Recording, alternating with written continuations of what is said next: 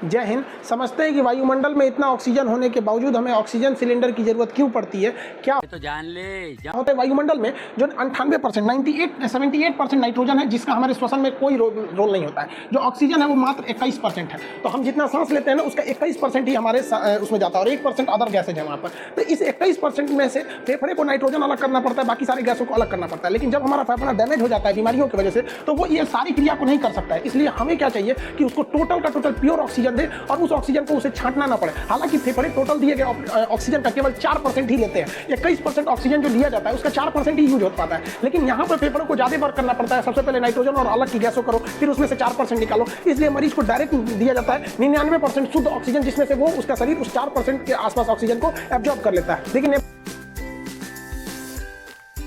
Nebuliser एक ऐसी machine होती है, वो जो छोटी सी मशीन है, ये हवा से ऑक्सीजन को सक करती है और इस सक किए हुए ऑक्सीजन को भेज देती है फेफड़े में। ये 80 से 85 से 95% शुद्ध ऑक्सीजन को ये खींच लेती है। ये छोटी सी मशीन होती है, नेबुलाइजर बोलते हैं। ये स्टीम बनाने के भी काम आती है। तो अक्सर इसका प्रयोग वैसे मरीजों को किया जाता है जिनकी दवाइयों को भाप बना के फेफड़े तक पहुंचाना होता है। अक्सर इसका प्रयोग अस्थमा के मरीज करते हैं, लेकिन इसका कोरोना में प्रयोग करना घातक है। कुछ लोग क्या कर रहे हैं, कह रहे हैं कि भैया इसमें हम दवा नहीं डालेंगे। आप जब इसमें दवा डाल देते हैं तो ये नेबुलाइजर क्या करता है, उस दवा को स्टीम बना के और इसके भाप के साथ आपके फेफड़े में छोड़ देता है। तो जिसके साथ आपकी दवा भी बहुत अच्छे से फेफड़े तक चली जाती है। लेकिन दमा और अस्थमा में इसका प्रयोग करना उचित था, लेकिन इस तरह के अस्थमा के कोरोना के मरीज को इसका प्रयोग करना ठीक नहीं है, क्योंकि इसमें उतना ऑक्सीजन नहीं रहता है जितना अब हम समझते हैं लिक्विड ऑक्सीजन। लिक्विड ऑक्सीजन को हम लिक्विड मेडिकल ऑक्सीजन भी कहते हैं, जिसे ऑक्सीजन सिलेंडर के नाम से आप जानते हैं। वो लिक्विड फॉर्म में रहता है। जब आप उसका रेगुलेटर खोलते हैं तो वो गैस का रूप ले लेता है। जिस तरह आपके घरों में खाना बनाने वाला सिलेंडर होता है, जब वो पाइप से गुजर रहा होता है तो देखते होंगे वो लिक्विड फॉर्म में जाता है, इसलिए उसे लिक्विफाइड पेट्रोलियम गैस एलपीजी कहते हैं। वैसी तरह इसे LMO कहते हैं, लिक्विड मेडिकल ऑक्सीजन के नाम से जानते हैं। इसे काफी ठंडा टेम्परेचर पर रखना होता है, इसलिए इसे क्रायोनिक ऑक्सीजन टैंकर कहते हैं।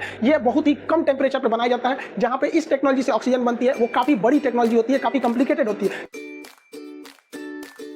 उसके टेम्परेचर को -185 डिग्री रखना होता है। लेकिन ऐसे रखने से हमें क्या होता है कि सेम बर्तन में हम 80 गुना ज़्यादा ऑक्सीजन रख सकते हैं। अगर किसी बोतल में हम ऑक्सीजन को अगर गैस के रूप में रखते हैं और उसी बोतल में अगर हम लिक्विड के रूप में रखते हैं तो 80 गुना ज़्यादा ऑक्सीजन को हम लोग स्टोर कर सकते हैं, काफ़ी ज़्यादा मात्रा में, इससे भी ज़्यादा स्टोर हो सकता है। तो ऐसे जगहों पर ऑक्सीजन को स्टोर किया जाता है। वहाँ से इस क्रायोनिक टैंकर से इसे ले जाया जाता है और हॉस्पिटल का अपना अपना एक टैंकर होता है, उस टैंक में भर दिया जाता है और उस टैंक से सप्लाई आई रहती है, जहाँ से अलग अलग ये जो ऑक्सीजन के कंटेनर होते हैं, इसमें ऑक्सीजन सिलेंडर में इसे भरा जाता है। और इसे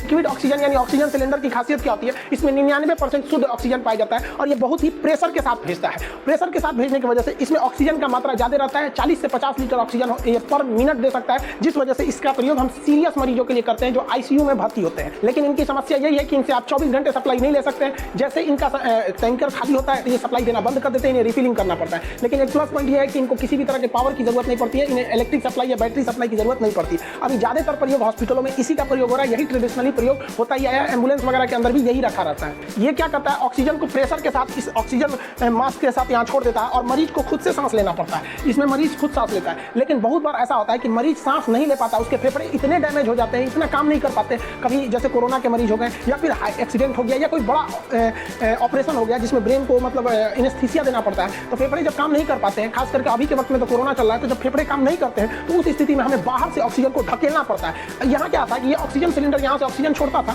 और बस ये ऑक्सीजन के पाइप से यहाँ के ऑक्सीजन मुंह के पास निकल जाता था, इंसान अपने से सांस ले लेता था। लेकिन जब फेफड़े डैमेज हो जाते हैं तब उस कंडीशन में काम आता है हम लोग का वेंटिलेटर। इसे मैकेनिकल वेंटिलेटर कहते हैं। ये मशीन होती है, ये पल्स रेट और आपका ऑक्सीजन लेवल वगैरह ये सब चीजों को यहाँ दर्शाते रहती है। इसमें प्रेशर होता है, इसमें 2 वाल्व नली होती है इसके अंदर में। ये क्या करता है, प्रेशर से ऑक्सीजन को फेंकता है और फिर उसको वापस लेके आता है। मतलब फेफड़ों तक ये ऑक्सीजन, ये मुंह तक ऑक्सीजन नहीं छोड़ता है, ये फेफड़े तक पहुंचा देता है। तो इसके भूल में मत रहिएगा कि ये यहाँ मुंह तक होता है, इसे फेफड़े तक ढकेल के इस मशीन को अंदर ले जाना होता है वेंटिलेटर को। ये लास्ट पोजीशन होती है मरीज की जान बचाने की, डॉक्टर की। अब इसको पहनाना, जो वेंटिलेटर होता है, इसे लगाना अपने आप में बहुत चैलेंजिंग है, क्योंकि मरीज को तभी लगाया जाता है जब निश्चित अवस्था में होता है, उसके मुंह को खोलना होता है। तो ये लोहे की रॉड देख रहे हैं, स्टेनलेस स्टील की रॉड होती है, इसके बीच में एक छेद होता है इस रॉड के अंदर के। तो इसी में क्या करता है डॉक्टर, पहले इस रॉड से इस मरीज के मुंह में ऐसे डाल देता है। आप इस रॉड को देखेंगे तो ये यू शेप में होता है, ऐसे इसमें रॉड डालता है और उसके जबड़ा को उठाता है। जब इस जबड़ा को उठा देता है तो उसको ये नली दिखाई देती है। इस रॉड के पीछे एक छेद होता है, उसी छेद से ऑक्सीजन के पाइप को अंदर डालता है। आप अगर यहाँ देखेंगे तो ये रॉड जो है यहाँ से इस छेद के अंदर से इसको लेके गया गया है यहाँ पर, और इसको फेफड़े तक पहुँचाया गया है। दोनों फेफड़े के बीच में इसे ड्रॉप किया जाता है। अब ध्यान दीजिए, यहाँ पर अगर क्लियर इमेज देखेंगे तो ये हैंडल है जिससे इसको उठाया गया है यहाँ पर, और इसके पीछे खाली जगह होता है, उसी से इस पाइप को ले आके अंदर यहाँ देखिए इस पाइप को यहाँ छोड़ दिया गया। फिर बाद में इस लोहे वाले को बाहर निकाल दिया जाता है। वो केवल मैकेनिकल सपोर्ट देने के लिए था और इसका जबड़ा उठाने के लिए, वरना ये गला सट जाता है। कभी कभी ये मिलता नहीं है तो डॉक्टर को इसे यहाँ से उठाना भी पड़ता है, काफी मुश्किल काम होता है। उसके